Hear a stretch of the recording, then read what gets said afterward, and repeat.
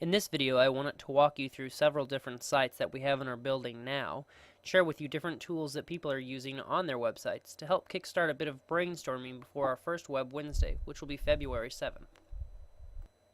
Taking a look at our main site, you will notice we have a top side navigation bar, and along the left-hand side of the page we have buttons which gives the user quick access to tools we know they use often.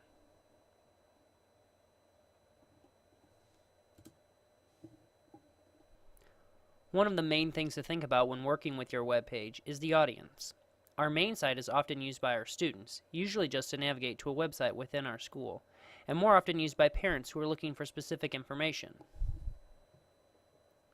The other main elements that make up this page are the three different feeds which come into the page. We have our Twitter feed from the Hickson Principal, our building calendar, and our news. Using feeds such as these are a great and easy way to keep your page filled with current, dynamic information without having to log into School Center and make changes to your page. Let's take a look at another page.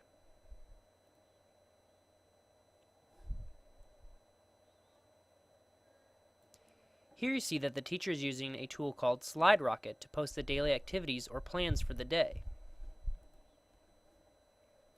This is a great example of a terrifically easy tool to embed on your page to both post daily information that changes, while allowing a student to click back through and see information that they may have missed days earlier.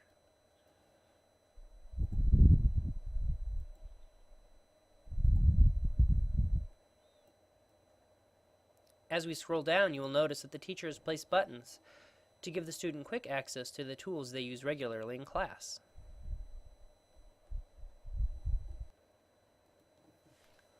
On another site, you will see how this teacher has added static content to the top of their page. This content can be clicked onto to see much more information. This is a great example of how to share static information while not overloading your page with so much content that a user would have to scroll through a page to read it all. This teacher has also added quick access links at the bottom of the page while taking full advantage of the navigation bar on the left-hand side. These quick access links are convenient for both student and teacher and are a great addition to any site. This site takes full advantage of using newsletter boxes to separate out information into different categories, while allowing a user to have access to it all on the same page.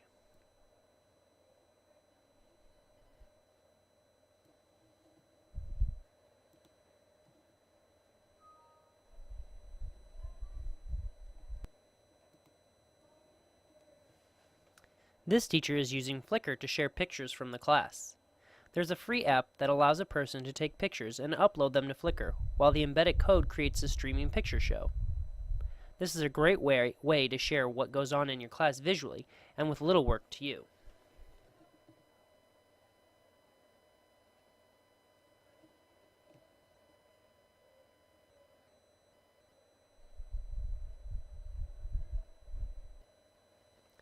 This teacher has identified that the primary user of their page is their students. The teacher then uploads and changes the content regularly on the page and uses their site as a daily tool in their classroom. Here you can see the warm-up they had for the day.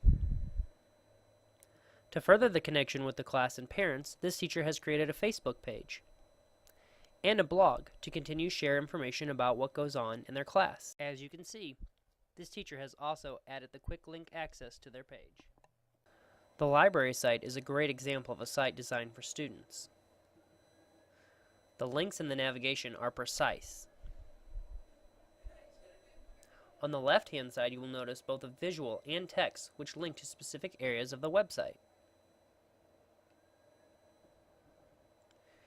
The teacher has feeds flowing in on the page, one that is actually moving while the other does not move. The static feed, being in the middle and taking the large space, is used to update and share information that is specific to our library and our students. The moving feed is information that is beneficial to share but is not specific to our building. It is important to not have too many moving things on your page, as it can become rather distracting to the viewer, who wants to see the information. A quick tip about the scrolling feed. If you mouse over it, it will stop scrolling. Lastly, we will take a look at the Hickson network, which utilizes most of the previously shown features. There is a dock with quick access to the items most often used. We use newsletter boxes with categorized information in them, most of which are feeds from Twitter, calendars, or other blogs.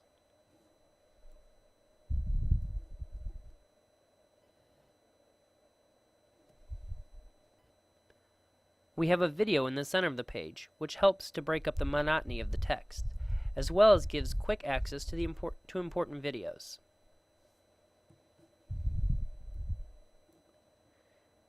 And lastly, we have connections from sources outside of our building, such as our coordinators, their blogs, and their sites, which we've condensed into one area to maximize the space provided.